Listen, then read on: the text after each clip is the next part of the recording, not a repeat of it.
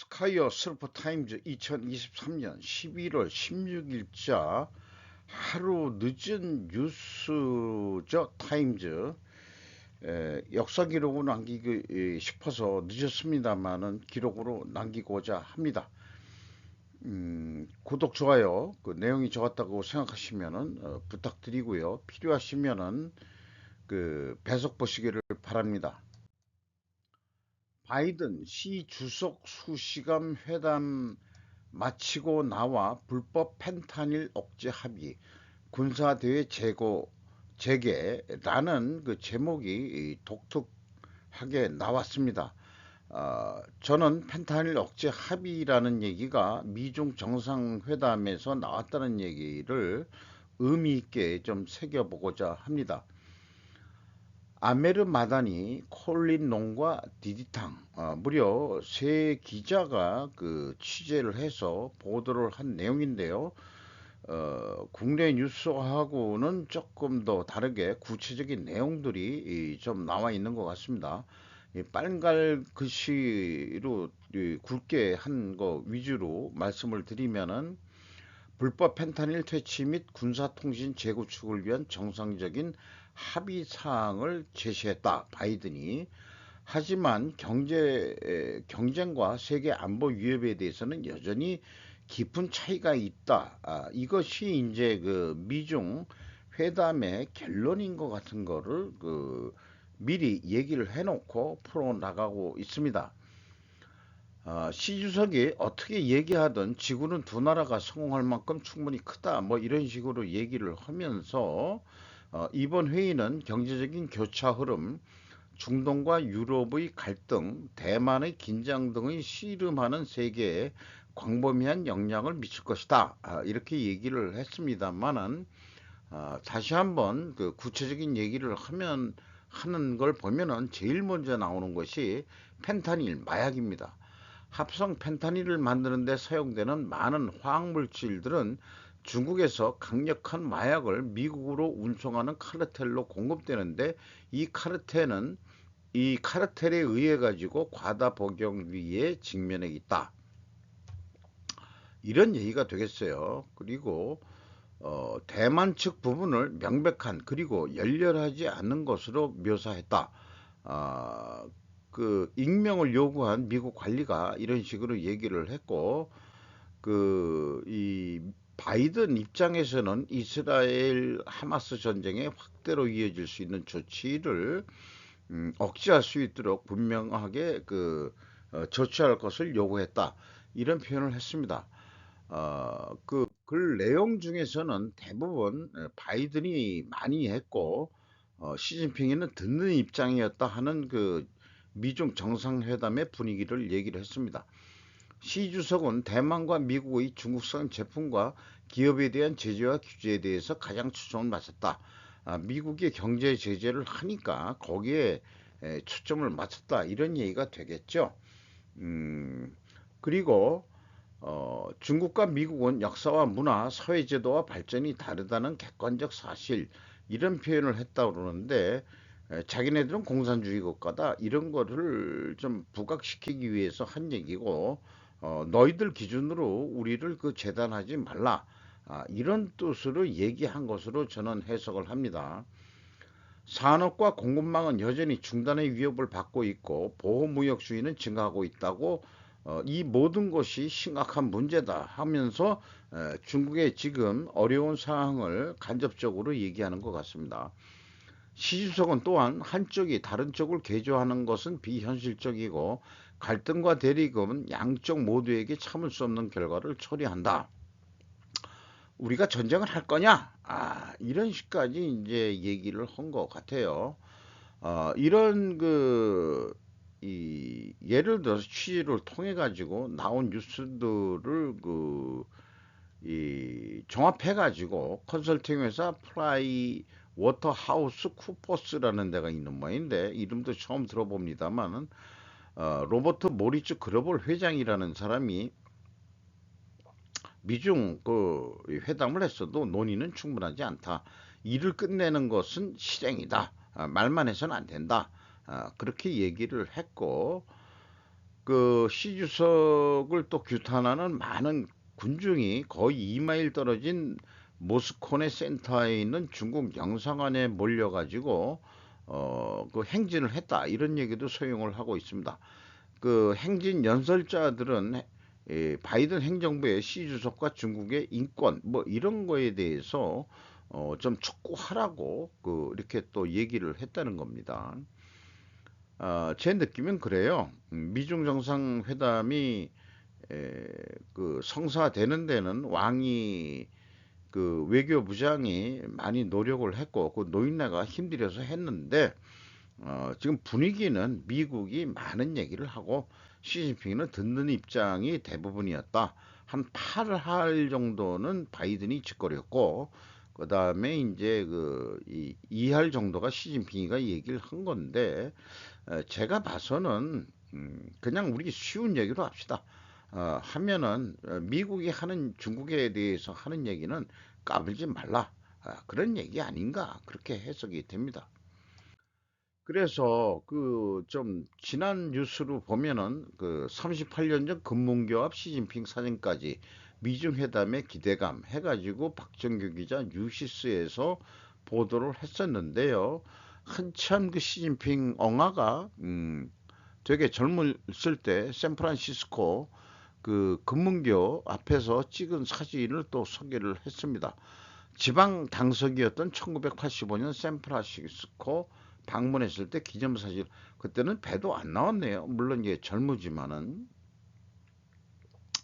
그래서 그 여기 내용을 보면은 허베이성 정딩현 당석이었던 1985년에 그 샌프로 가서 기념사진을 이렇게 찍었고 뭐 그런 거로 해가지고 중국 언론들은 좀 좋은 분위기가 될 거 아니겠느냐 뭐 이런 식으로 해서 이 당시 당석이 했을 때가 32세 앳된 청년의 모습이다 이렇게 소개를 했습니다. 그러면은 지금 이런 얘기를 해볼 수 있을 것 같아요. 일개 지방 당석이었던 시진핑을 키운 세력은 과연 어떤 세력일까? 그런 의문을 들어봅니다. 그래서 미중 정상회담도 있지만은 사실 에이펙 회의 때문에 우리 그 윤 대통령도 가고 일본의 기시다 그 총리도 가고 그렇습니다만은 윤 에이펙 참석차 미국으로 향했다. 시 주석 면담 가능성이라는 표현을 했습니다. 손지영 기자가 그 코리아 헤럴드라고 헤럴드에서 보도를 했는데 한국 지도자 북러 관계 우려해서 영내 공급망 협력 강조 뭐 이런 그 소제목으로 그 한국공항이 이제 그 성남에 있는 그 서울공항을 떠나면서 미국 그 대사 골드버거 미국 대사라죠. 이 골드라는 말이 들어가면 다 유태인입니다. 제 생각할 때는.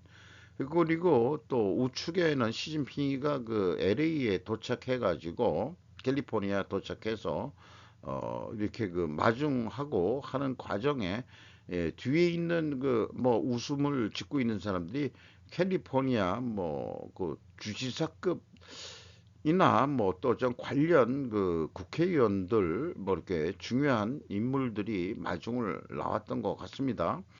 이런 사진이 또 한국 뉴스에서는 이 보도가 됐습니다.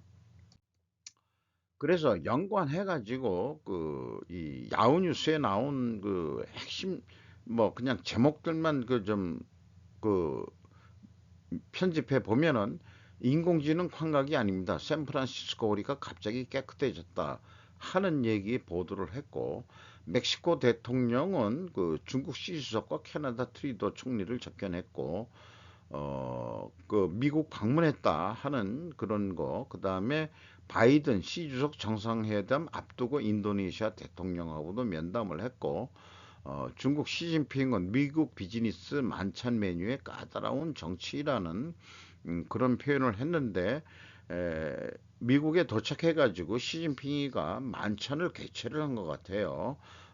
대단히 비싼 그 만찬을 개최하면서 미국의 기업가들을 불러 모아가지고 뭔가 야, 좀 그만 좀 해라. 좀 계속해서 투자 좀 해달라.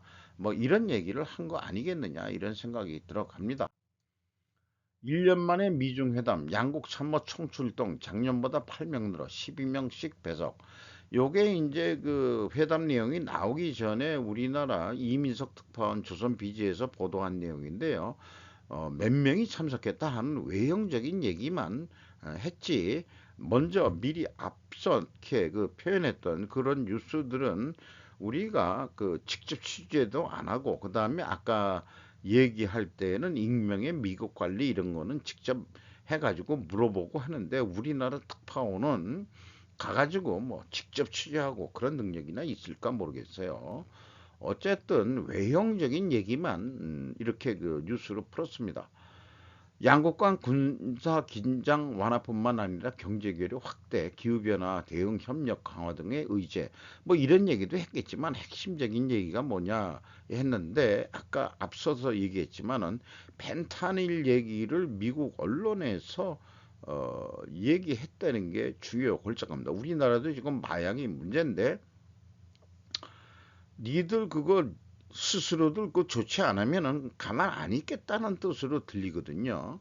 이런 얘기가 미중 정상회담에 펜타닐 그이 기초 재료 원료 생산하는 게 중국이다 보니까 니들 조심해라 이런 식으로 얘기를 하는 거 아니겠느냐.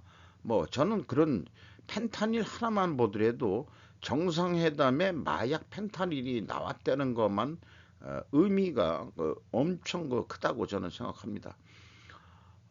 이렇게 그 조선 비즈에서는 뭐 몇 명이 12명이 참석했다 뭐 이런 얘기보다 그런 거가 중요한 건 아니겠죠. 어, 이윤희 기자 뉴시스에서는 바이든 시진핑 만나 미중 경쟁 책임 있게 관리하자. 뭐 이런 그런 어떤 그 외형적으로 얘기할 수 있는 정도. 그리고 경쟁이 갈등이 되지 않도록, 그러니까 실질적으로 중국과 미국이 갈등 대립이 있다는 것을 자기네들도 서로 인식을 하면서 그 갈등 대립을 어떻게 해소해 나갈 거냐 하는 문제는 진지하게 대화를 해보자 하는 얘기는 들립니다. 그러나 만족할 만한 합의가 나올지는 그냥 해봤다는, 미중 정상회담을 해봤다는 의미지. 그렇다고 해서 제 생각에는 이 미국이나 이런 그 중국에 대한 투자 자금이 빠져나가는 거에 대해서는 여전히 동일하다 것이라고 저는 예측을 합니다. 또 떨어진 한국 경제 성장률 전망치, 고금리 장기화 내년에도 문제 산적 해서 코리아 웨이브 해서 머니투데이 일본판에서 그 보도가 나왔습니다. KDI가 오늘 우리나라 2023년 경제 성장률은 1.4%, 내년에는 2.2%로 이전 전망보다 각각 0.1% 낮춰서 어, 제시를 했다. 그런 얘기고, 그리고 1.4% 수치는 정부, 한국은행, 국제통화기금 등 주요 기관이 같다고 얘기를 하고 있고요. 내년도 2.2%도 한 IMF 같고 정부는 2.4%를 내다보고 있는데, 그거보다는 그 KDI는 내년도도 한국 경제 성장률은 별 볼 일 없을 거다. 한마디로 이런 얘기를 하는 것 같습니다. 우측이 좀 비어서 뒤에 얘기하고도 좀 연관이 되는데 고령화 시대에 관한 얘기일 것 같아요. 늙음은 충분히 살았다는 증거, 노년기는 자신을 위해 살아라. 오가와 히토시라고 일본 비즈니스라는 매체에서 했는데, 노년기의 목적은 자신이 즐기는 것으로 좋다. 앞으로는 고령자의 사실을 받아들인 비즈니스가 관건으로, 결국 늙었다는 인간에게 불가피한 현상을 생산성이나 평생 현역이니 안티에이징과 같은 부자연스러운 형태로 비즈니스화하려는 방향은 잘못된 것 같다. 어차피 늙은 놈들은 늙은 놈들이라고 다 인정을 하고, 안티에이징 뭐 이따위 얘기하지 말고 그 노땅들이 가지고 있는, 일본 같은 경우에는 그 전후 세대 사람들이 현재 그 젊은 세대보다는 경제가 급격히 발전하고 우리나라도 좀 거의 10년 차이 정도 나지만은 저희 때 같은 나이일 때 어쨌든 일자리도 있고 나름대로 뭐 여축을 하고 그런 세대들이 있는데 지금 세대 갈등 뭐 이런 것도 있습니다만은 뭐 즐겨라. 그리고 사실 노년층이 돈을 써야 경제가 돌아가지 않겠냐 하는 쪽으로 그 이해를 하고 싶습니다. 이런 그 뉴스 보도가. 그래서 이런 뉴스도 있어요. 일본이 고령화된 베이비부문 세대의 경제적 현실에 직면하면서 세대 간 긴장이 고조되고 있습니다. 에코노 타임즈에서 보도를 했는데 2023년 일본 베이비부문 세대 중 최연소가 75세가 된다. 일본에서 붐세대는 2차 세계대전 종전의 여파로 1940년대 후반 짧은 기간에 태어났기 때문에 뭉치 세대로 불린다. 이 사람들이 경제 혜택을 보면서 일본의 그 경제 발전하는데 일했던 사람들이란 얘기죠. 그래서 전쟁 패배의 아이들이긴 하지만 항쟁 세대이기도 하고 붐세대 패션 일본 경제의 기적 이런 소제목도 길게 그 풀어 나갔습니다. 불황기 일본의 세대 간 긴장 이게 30년 동안 그 디프레이션, 그 잃어버린 30년이라는 게 디프레이션 경제겠죠. 거기에서의 세대 간 긴장이 일어나고 있었던 게 현실 아니냐. 가장 오래된 사회에서 고령화된 부모들, 이제 그 이 베이비 부모 세대가 이제 그 고령층이 됐는데 돈은 고령층이 가지고 있다 하는 쪽으로 가지고 있는 것 같습니다. 그러니까 고령층이 일본에서도 돈 좀 써라. 은행 금리가 거의 0%에 가깝다 보니까 그 자기 개인 금고 안에 두고서 돈도 안 쓰고 주식 투자도 별로 안 하고 그런 식으로 살고 있는 게 일본 노인네들인데 경제가 안 돌아가니까 이런 식으로도 얘기를 하는 것 같고요. 근데 이런 상황은 5 내지 10년 뒤 우리가 한 10년 차이라고 해봅시다. 음, 뭐 제가 그 뭐 예를 들어서 그 이제 여유가 있다 이런 세대인지는 모르지만은 현재의 젊은 세대보다는 그래도 일자리가 있었고 열심히 일하면은 먹고 살 만한 그런 시대. 그래서 50년대는 한국의 세대 간 갈등은 또한 보게 되지 않겠냐 이렇게 생각이 됩니다만은 일부 사람들은 일본하고 비교하지 말고 세대 갈등 조장하지 말아라. 왜 그러냐? 그러면은 우리나라 그래도 세대 간에는 그래도 전통적인 가족주의 뭐 이런 거로 해가지고 그래도 나름대로 잘 견디고 있지 않냐? 또 이런 또 의견들이 또 개인적으로는 있습니다. 21세기 불평등 사회에는 상류 사회가 없다. 19세기 빈 부유층 연구에서 현대가 배울 수 있는 것 해가지고 오시오 료헤이라는 사람이 그 리스 메이칸 대학 경제학부 준교수인데 그이 오스트리아 헝가리 제국 때 나온 책을 소개하는 것 같아요. 그런데 뭐 쭉 여기 한번 그 이것은 읽어보시는 거로 해 봤습니다만은 21세기 불평등 사회는 상류 사회가 없다. 이 제목에 대해서는 저는 그 공감을 하지 못한다 하는 뜻으로 또 편집을 해 봤습니다. 이런 뉴스들이 그 일본에서 그 이 뉴스에 보도가 된다는 거 하나 그냥 소개하는 정도로 그리고 그 격차 사회, 뭐 상류 사회, 뭐 이런 거보다는 개인주의적, 역사적으로 완전히 새로운 사회가 될 것이다. 이렇게 했지만 그것도 잘 모르겠어요, 솔직히. 그리고 뭐 그 쭉 해가지고 이렇게 그 이 동유럽 쪽이나 그쪽에서 1차 대전이나 뭐 2차 대전을 통하면서 그 이 부유층들 뭐 이렇게 나오는데 거기에 그 이 오스트리아 빈 수도죠. 거기에 로스타일 담은 이런 그런 로스타일드 이름이 이제 여러 데서도 소개가 되고 있습니다. 실질적으로 영국하고 그 프랑스보다도 그 그 후발 공업국으로서 그쪽이 이 발달하는 데는 금융 자본 이 부유층들이 돈을 공업에 투자하면서 거기도 발전을 했었다.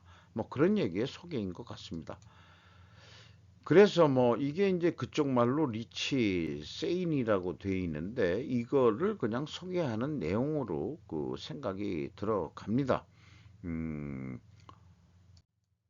자, 그리고 우리나라 쪽에 지금 이제 제 일거리라기보다는 제 이제 관심 사항인 3분기 실적들이 11월 14일 날 무려 그 961건이 공시가 됐어요. 대부분 한국의 중요한 기업들이 대부분 다 공시를 했습니다. 11월 14일 날.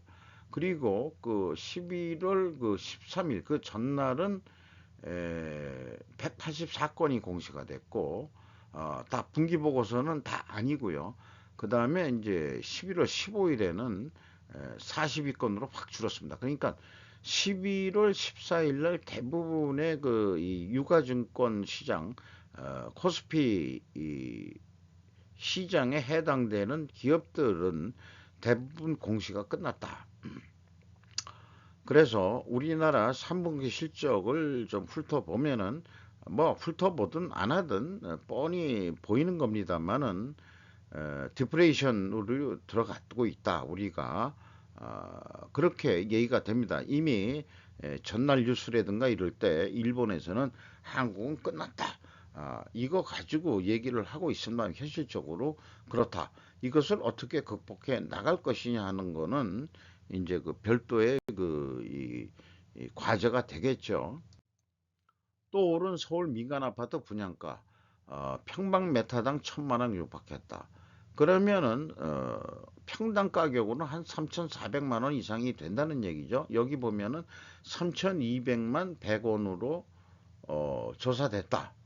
이렇게 표현했는데 이 사진 자체가 그 뿌연 그 미세먼지 공기 속에 있는 서울의 그 아파트 전경이 그 불투명한 그 미래의 미래라기보다도 서울의 부동산 가격 현실을 얘기하는 것으로 됩니다만은 자 이렇게 그 이 분양 가격 올린다고 해서 다 분양이 되냐 그러면 저는 개인적으로 미분양이 속출하길 바란다. 아파트 시세는 하락해야 젊은 세대에게 희망을 줄 수 있기 때문이라고 저는 얘기를 하고 싶고요. 이런 뜻에 맞춰서 다른 뉴스도 찾아보면은 연말 부동산 시장이 조정 국면으로 진입하는 모습이다. 이런 간접적인 표현했는데 지금 가격이 떨어지고 있다는 표현을 다르게 표현하는 거죠. 그리고 집값 상승세가 급격히 둔화하고 거래량이 감소하는 가운데 신규 분양마저 주춤한 탓이다. 뭐 이런 식으로 얘기했는데 미분양이 이제 속출한다. 이런 얘기가 되겠죠.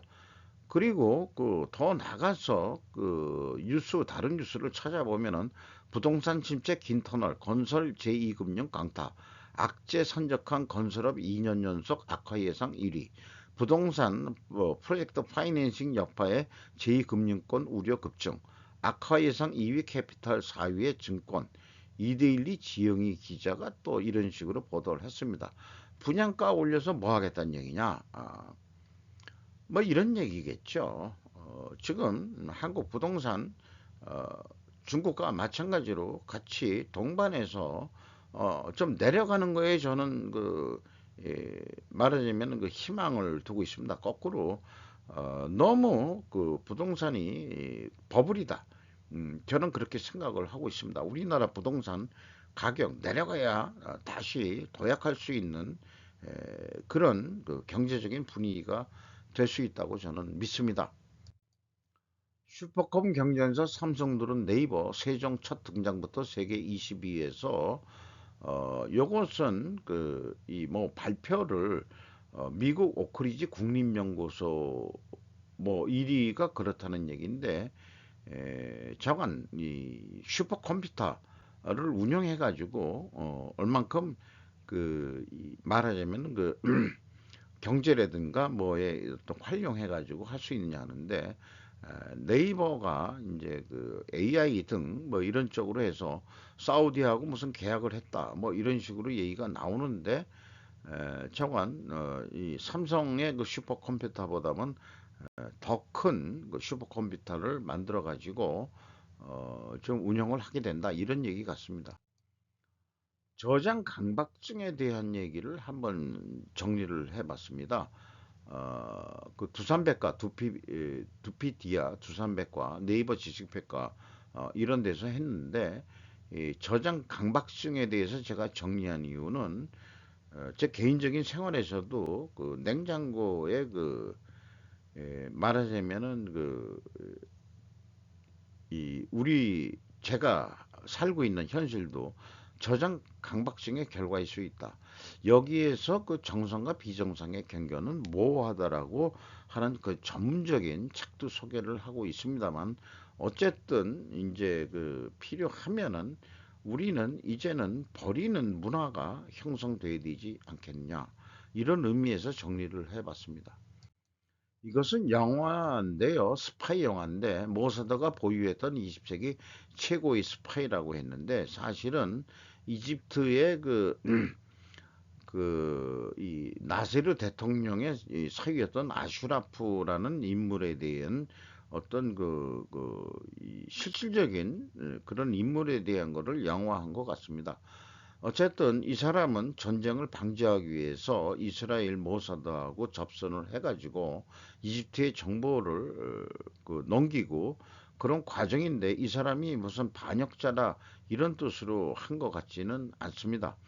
여기에 그 칼륨의 위험성이라는 얘기도 나오는데 이 칼륨 폐기물이라는 것이 방사능하고 거의 유사한 거기 때문에 이런 거에 대해서 이스라엘의 정보를 그 줌으로 인해 가지고 나중에 결국은 그 나름대로는 이집트한테 그 이로운 결과를 만들어내는 그런 스파이 역할을 했다. 그런 영화가 있었네요. 핵심적인 것은 이 이스라엘의 시나이 반도 점령을 했었는데 3차 중동 전쟁 당시 이스라엘이 이집트의 시나이 반도 지역을 15년간 점령을 했었다고 그러는데 저건 이런 그 현실적인 그 이집트의 이 나세르 대통령의 그 사위였던 이 사람이 활동을 해가지고 결국 이집트 이스라엘 평화조약이 체결까지 가는데 큰 기여를 한 그런 내용들의 영화 속에서 나오고 있습니다. 어, 그리고 또한 실질적으로는 이 주인공이 소련하고 그 동맹을 맺는 것보다는 미국하고 동맹을 맺는 것이 이집트의 미래를 위해서는 날 거다 하는 그런 그 관점으로 그 쭉 풀어나가는 것 같습니다. 카터 대통령 때 결국은 그 이집트하고 이스라엘이 평화협정을 맺어서 시나이 반도를 다시 내줬죠. 이런 역사적인 사건이 있습니다. 중국 황하유역에서 건설 중인 최고 해발 최대 설비 용량 수력 발전소 저수 개시했다 해가지고 CGTN이라고 일본판 뉴스인데 이게 CGTN 이렇게 나가는 거 보니까 차이니즈의 뭐의 약자인 것 같아요. 그러니까 이제 그 중국인 것 같은데 이 티베트에 있는 건데 연간 약 220만 톤의 표준탄 전략에 상당한다. 이 수력 발전소가 돌아가면은 그러니까 환경 보호에 이렇게 미중 그 회담이 나오는 그 과정에 중국이 이만큼 그 저탄소를 위해서 노력을 하고 있다 하는 뉴스들을 내보낸 것 같습니다. 티베트족 자치주 황호 본류에 위치하고 있다 이렇게 얘기하는데 이쪽에 물이 채워지는 게 아니고 이제 뒤쪽에 물이 채워지는 것 같아요. 지금 저수를 시작했다 하는데 뭐 이래가지고 이 수력 발전을 통해서 하게 되면은 이 석탄 발전을 그만큼 줄일 수 있다. 이렇게 얘기하는 것 같습니다. 이상 좀 하루 늦은 뉴스가 되겠습니다만은 이렇게 또 정리 역사 기록으로서 수르폿 입장에서 어, 뭐 우리나라의 생존만이 아니고 장관 인류의 생존이나 뭐 이런 측면에서 봤을 때 역사 기록을 또 남기고 하루하루 매번 급변하는 그런 어떤 내용들을 어, 매일매일 정리하고 싶은 그런 거로 인해 가지고 다소 늦었습니다만은 11월 16일자를 마치도록 하겠습니다. 11월 17일자 또 어떤 뉴스들이 우리를 기다리고 있는지 또 기대가 됩니다. 마치도록 하겠습니다.